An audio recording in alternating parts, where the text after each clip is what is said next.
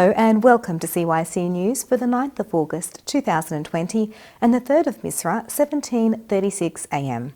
I'm Susie Michael. In today's headlines, the frantic search for survivors of the deadly Beirut explosion. Israel strikes Syrian army bases after Golan Heights violence. Belarus ruler Lukashenko says Russia is lying about mercenaries. Peru allows Venezuela medics among pandemic. Cyclone Isaias reaches Canada after killing at least 5 in the United States. Russia plans mass vaccination campaign in October.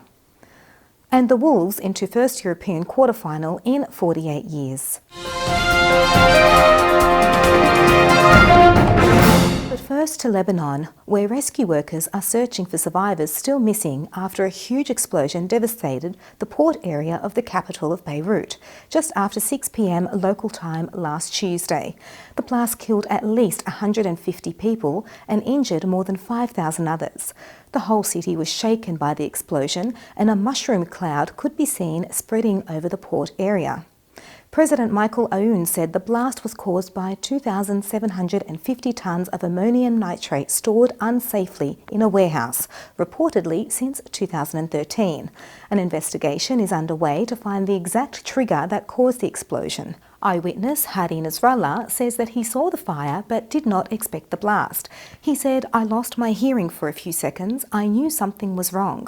And then suddenly the glass just shattered all over the cars around us, the shops, the stores, the buildings, just glass going down from all over the building." Ammonium nitrate is used as a fertiliser in agriculture and as an explosive. He scheduled an urgent cabinet meeting last Wednesday and said a 2-week state of emergency should be declared. The country observed an official period of mourning for 3 days from Wednesday, and anti-government protesters have broken out across the city. The blast was also felt 240 kilometres away on the island of Cyprus and in the eastern Mediterranean, with people there saying they thought it was an earthquake.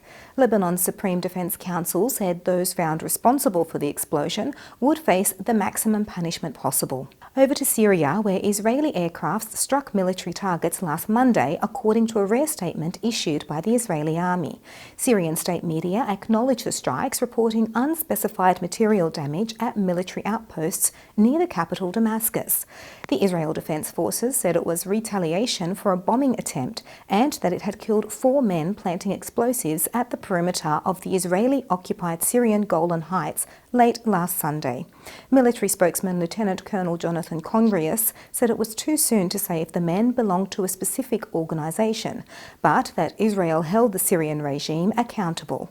The statement read, "The IDF holds the Syrian government responsible for all activities on Syrian soil and will continue operating with determination against any violation of Israeli sovereignty." The Israeli military said the cell had crossed into a section of Israeli territory, but outside the border fence. Surveillance footage of the moment Israeli forces opened fire showed the group engulfed in an explosion. The attack targeted observation posts and intelligence collection systems, anti-aircraft artillery facilities, and command and control systems. To Belarus now, where President Alexander Lukashenko has accused Russia of lying about a mercenary group arrested in Belarus last week, and says another such group has infiltrated his country. In an address to the nation, President Lukashenko said, "Today we heard of another unit set into the south. We'll catch them all. So far there is no open welfare, no shooting. The trigger has not yet been pulled, but an attempt to organise a massacre in the centre of Minsk is already obvious." He said the Russians could have flown directly to an overseas destination. There was no need for them to enter Belarus to do so. The Kremlin has denied that the 33 Russians, claimed to be members of the shadowy Wagner mercenary group, were plotting terrorism and were linked to anti-Lukashenko activists. Russia insists they were only transiting in Belarus, en route to Istanbul. Russia has urged Belarus to release the men who have been named by Belarusian officials, though a possible connection to the shadowy Wagner mercenary group has not been independently confirmed.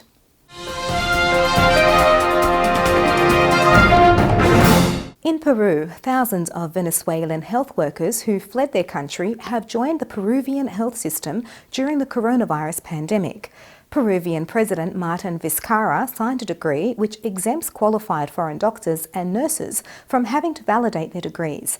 Peru has more than 430,000 cases of coronavirus and its health service has been struggling.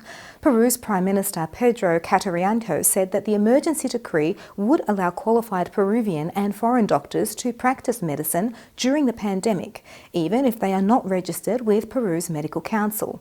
He stressed that all medical personnel residing here would be able to join this national cause of fighting the coronavirus. Over the past days, we have seen small rises in the number of cases and deaths. We can't carry on as if there was no epidemic. In total, more than 5 million people have fled Venezuela's ongoing political and economic crisis, with many seeking a new life in Colombia, Peru, Brazil, and further afield in the US and Europe. The pandemic and the desperate need for qualified medical personnel it has created has given some Venezuelan doctors a chance to move from the informal sector into regular employment. To the United States, at least 5 people have been killed as Tropical Storm Isaias swept through US states on the Atlantic coast. 2 died when a tornado struck in a mobile home park in North Carolina, and at least 3 more were killed in New York, Delaware and Maryland. Isaias has since moved into southeast Canada and been downgraded to a post-tropical cyclone. The Canadian Hurricane Centre warned of heavy rainfall over southern Quebec. Isaias hit Puerto Rico, Haiti and the Dominican Republic with hurricane-strength winds last week, killing at least 2 people. It uprooted trees, destroyed crops and homes and caused flooding and landslides. It was downgraded to a tropical storm after a passing over the Caribbean, but was recategorized as a Category 1 hurricane as it approached the Carolinas last Monday. From North Carolina up to New York, Isaias left more than 3.4 million residents without power. It spawned tornadoes, uprooted trees, damaged homes and caused floods and fires. In health news, Russian health authorities are preparing to start a mass vaccination campaign against coronavirus in October, according to the country's health minister. Russian media quoted Mikhail Murkashko as saying that doctors and teachers would be the first to receive the vaccine. Reuters, citing anonymous sources, said regulators would approve Russia's first potential vaccine this month. However, some experts are concerned at Russia's fast-track approach. Last Friday, the leading infectious disease expert in the US, Dr. Anthony Fauci, said he had hoped that Russia and China were actually testing the vaccine before administering them to anyone. Scores of possible coronavirus vaccines are being developed around the world and more than 20 are currently in clinical trials.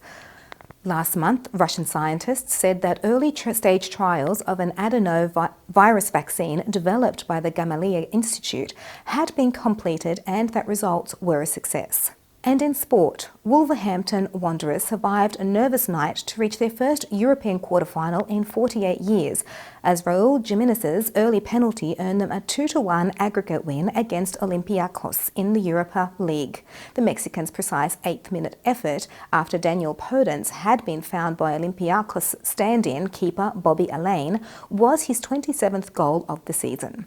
It was the earliest Wolves had scored in any game during a marathon season that began on 25 July last year and will now extend to at least a 59th game.